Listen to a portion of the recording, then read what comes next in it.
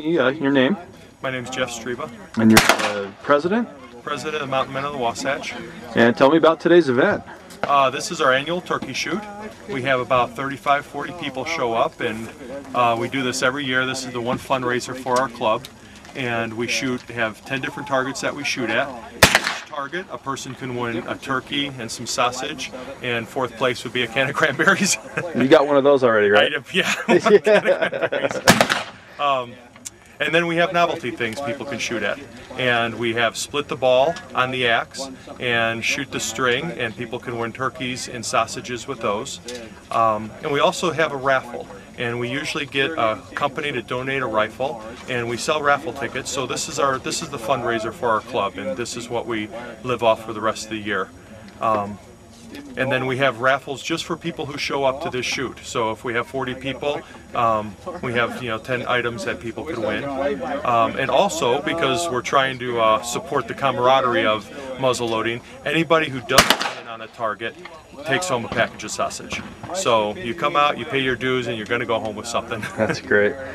Tell me a little bit about the history of the club. How long has it been around? The club started right up here at Holiday Gun Club after the Second World War. Wow. So I think around 1958 they started, and this club's been here ever since, shooting up here twice a month.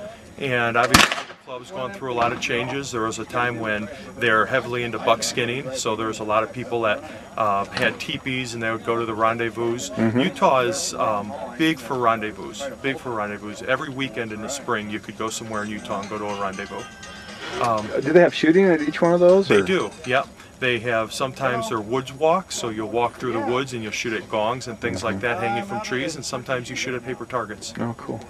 Well, tell me about the different varieties of guns that are here today, of rifles that are here. The two major distinctions is a flintlock or a percussion. And a percussion gun is a newer type rifle that came into existence maybe in the 1830s, and it has a little cap that ignites the powder inside the barrel. And the flintlock gun, the way it works is you have to put a little powder in the pan on the outside of the barrel, and then the flint hits a piece of metal called a frizzen, and it creates a spark, and then that spark lights that powder, and then that spark goes inside the barrel to shoot the ball out. Those are the two major types of ignition systems. Then there's half stock rifles and full stock rifles. There's also smoothbore rifles that don't have any rifling on the inside of them. And then some of these are handmade by the people themselves. Yeah, one of the things about muzzleloading is if you like making stuff, there's all aspects of building things. I mean, you can build your outfit using buckskins, you can build your possibles bag, a ball bag, and you can build a rifle. And the term lock, stock, and barrel, that's what they're talking about. You get a lock, a piece of wood, and a barrel, and you can build a gun. So this is about more than the shooting, obviously. There's a lot of history and interest in that. Absolutely.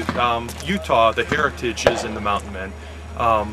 One of the mountain men, Jim Bridger, first one to find the Great Salt Lake. The first rendezvous that was ever held was held in Utah. And I think of all the rendezvous that were held, the majority of them were in the state of Utah. And for you personally, what's it like to stand behind one of those rifles? I love going to the shooting range and seeing all the guys with their modern guns, and most of them have them bench rested, and I like standing up in the line, holding the gun in my hands and shooting almost as well as they do with a bench rested gun. And it turns heads. The whole history behind a person who's independent enough to go out into the wilderness and survive is real appealing to me as well.